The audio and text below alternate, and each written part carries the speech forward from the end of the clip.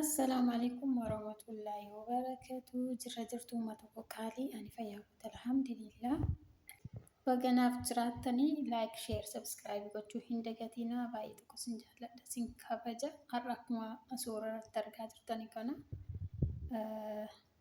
Sayidooni jaarsummaa sheekotaa itti ergee Iyyaasuu Birraatti. Hayyuun akkuma beektanii Iyyaasuu irraa ilkaan cabsitee jirti.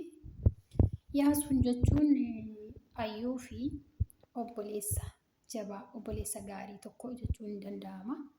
Yeroo Sayidoon hayyuu gatee walii gadi deddeemu kana yeroo ishee mana keessa waa rakkattu kan itti himattu, kan naa kenni jettu, bakka Sayidoo buustee kan waan hundumaa gaafattu hayyuun tun Iyyaasuu kana.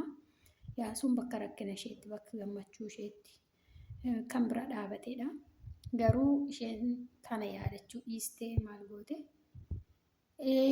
Sayidoon gaafa hayyuutiin reebu akka qabbanni bu'uuf yookiin immoo hayyuun illee akka tasgabbootuuf jedhee miidhameeraa kottuu mana Iyyaasuutti himattee deebistee gaafa Iyyaasuun immoo dhidhiibduu fudhattee gara mana hayyuutti yeroo imalu deebistee hayyuunii maaliif dhuftee jetteeni ofii waamtee kaatee intinaan illee Sayidoon irree itti mee jira hayyuutiin reebee jira deemii ilaalii jedhee naan jedhee jira jedhee egaa Iyyaasuun akka dubbatutti gaafa isheen deemi fudhatee dhidhiibduu fudhatee ogeettii jechuudha. Fudhatee gara mana ishee deemu immoo isheen ammoo waan biraa taatee galabbatamu. Waan biraa yaaddee yaada ishee duraan jijjiirtee eegdee jirti. Maal jettee dhidhiibduun gaafa deemtu bahaa mana kootii jettee bahaa mana kootii jettee itti dhiitee loltee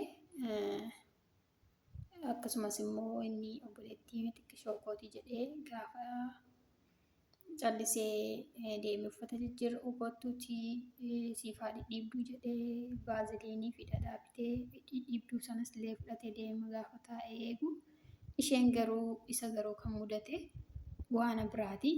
Inni waanuma uffata ishee jijjiirrattee waanuma tokko tokko filattee dhufti itti fakkaatee taa'ee ittiin qeeqaa ittiin haasaa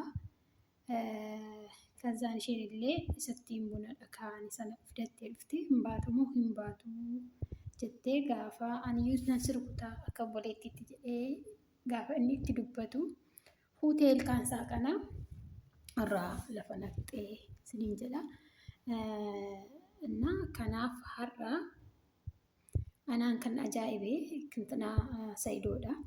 Sayidoon maaliif haga kana cannaqame? Haga kana maaliif dhibbate? Sayidoon maaliif haga kana maaliif cannaqame? Sababiin isaas hayyuu ta'ee ammallee isaan jirtu nama reebichaa nama reebe kabaluu namni ijoollee yoo baay'ate ijoollee 10 ol ta'anitti fakkaata kan isheen jalqabaa kaastee hanga ammaatti rukuttu tokkoffaa isarratti ka'ee Sayidoo kabalee lammatan tala gabaabduu wayii baay'ee dhalakkaa'aminu isheen irraan deebitu amma isheen gaaf tokko nama tokko waa gooteeyyuu hidhamuu dandeessi. Animmoo akka yaada kootti intalli kuni itoo hidhamtee ji'a 2 ji'a 1 itoo hidhamtee argitee ittiin deebitu maaliif cannaqamaa Sayidoon? Akka isheen hin hidhamneef akka isheen Iyyaasuun akka hin kasasneef maaliif haga kana bakka intini ta'a haga kana summiyaafuu hin taane haga kana maaliif hayyuuf maraataa jaarsummaa meeqaa erga argitanii dhiira kana nama ajaa'iba bara jaartii isaatti jaarsummaa hin ergine hayyuuf jecha garuu jaarsummaa erge. Sayidoon kun nama galaan jiru yaannisa. Nuti hayyuun kan keenya taatullee akka isheen sirriitu barbaanna malee akka isheen ammallee nama laphee namaa cabsitu nama reebdu hin barbaannu. Mana hidhaa keessa seentee waa hundumaa bartee akka isheen baatu barbaadanii karaa koof jecha. Intalli isheen Sumiyaan jettu immoo callistee Sumiyaatiin kan arrabsitu immoo isheen ofii ishee tasgabbii irra jirti, tasgabbooftuudha. Baay'ee tokko amala bareedaa irra jirti. Kanaafuu Sayidoon yaada dogongoraa irra jira. Ani akka kootti kan natti fakkaatu yeroo hundaa Ani jechuun namoonni an jalqabumayyuu fageessee yaadee jiras ni galee namni fageessee yaadu waa intinii jira. Akkuma hayyuun kun faanarra hin jiraanne banaa galee jira jalqabuma. Yaani dhiirti kun sareedha dhugaa dubbachuuf baqa ittuma fakkaannaan nama fuudhe malee amma jaalala hayyuu ammaa qabuu fi jaalala ammaa hayyuu duraan qabu walii adda. Intinaamti mataansaa jechuudha. Mataansaa Sayidoomti mataansaa. Sababiin isaas amma eengadda piraankii godhe. Hayyuutiin qoruuf jecha. Qorumsi kun jalqaba ta'uun fuudhiin malee erga fuudhee faanarra jiraate qoruu qabu. Amma waan barbaade waan hayyuurraa argateef qoruu hin qabu. Kuni dogoggoradha. Jalqaba ture. Jalqaba itoo inni hin qoriin nuti fageessinee hubannee jirra. Jibba hayyuullee hin qabnu. Hayyuun garuu akka isheen tidaariif hin taane immoo akka isheen birrii barbaacha itti seente immoo hundi keenya hin beekna. Jechuun namoonni sammuun namaa kun adda isinii galee garuu sammuun namaa akkuma bifa namaa adda kan ta'e tokko waanuma bakka boossuu kanaaf amana. Tokko waanuma dubbattu kanaaf amana. Lammata immoo inni fageessee hubatu tokko immoo inni barate kan jedhamu nama fageessee hubatu tokko immoo intalli kun dhibbaaf birrii fi isa isheen boossus dhugaa kan taane hubataa. Isa isheen dubbattus dhugaa kan taane hubataa. Kanaafuu waan kee boo'ichaa fi intinaa keessatti hubatanii fageessee yaadu. Dubbii ishee keessatti boo'icha isheen boossuuf dubbii isheen dubbattu keessatti fageessee hubata. Inni fageessee hubatu jecha. Kanaaf nuti jalqabumayyuu hayyuun kun akka isheen birriif qabeenyaaf yookiin immoo jibba zarummaa waan qabduuf jecha wanta kana raawwatte jedhee dubbachaa hin tureen jalqabumaa jechaadha. Ammallee Sayidoon immoo isa nuti yeroo jalqabaa itti dubbannu isa sana isheen birriif jennee yaadnu sana isaaf immoo reefu ganaa reefu daaddee jedheeti ija banachuuf ija isaa saaqachaa jira.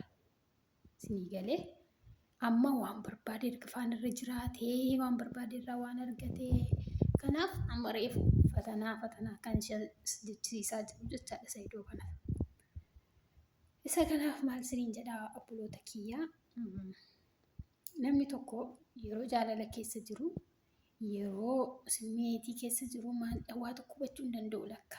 An Sayidoo irratti hin arge waa tokko bakka ijisaa jiffin bakka maalinni ijoollee isaa caalaa bara hayyuu filatee dura. Ijoollee isaa irra waggaa ga'uuf erga arge sababuma hayyuutiin. Har'a hayyuu kana manatti bitaa bashannansiisaa maal jedhaa akka barbaade godha. Qabeenya eenyuutiin qabeenya Soomayyaati. Akkas ta'uu hin qabu. Dhiironni keenyi akkas ta'uu hin qabu. Bilis onnee dubartii tokko hin cabsiina. Wallahi dubartiin jaalalaa fi abbaa manaa irratti baay'ee cabdi. Hin cabsiina. Tokko yoo jiraattani maa inni rakkinni? Bakka 10 ga'ummaa inni rakkinni. Tokkoffaa kun amantii arrabsiisuudha. Dhugaa Rabbii. Amma Sayidoon hojii amma inni hojjetaa jiru kun amantii musliimaa 4 eeyyamaa 5 4 eeyyamaa 3 eeyyamaa 2 eeyyamaa jedhama isaa. Garuu onneen dubartii sun isheen jalqabaa sun isheen dhamaatee dafqitee bakka hiyyummaa irraa kaastee hanga soorummaatti si faana jiraattee tokko immoo itoo hin dhama'een uftee ittiin bashabbashtu kun haraama. Beekwane akka jechuun musliima ta'ullee bakka kun anaaf fudhatama hin qabu. Yoo ta'e anaaf kan fudhatama qabu qabeenya ishee duraa sanaa akka barbaadetti jiraachisee sargii isheef godhe ka'eetu ishee kanaaf godhuu qaba malee ishee har'a dhuftee fi sargii godhee ishee dura qabeenya abbaa qabeenyaa garuu ijoollee 2 waan deesseef qofa mana keessatti ukkaamamuu hin qabdu. Jalqaba ishee jalqabaa sana gammachiisuu qaba malee ishee booddee gammachiisuu hin qabu akka kiyyaatti jechuudha. Kuni amantaa arrabsiisaa jira. Sayidoon baay'ee tokko amantaa xiqqeessisaa jira.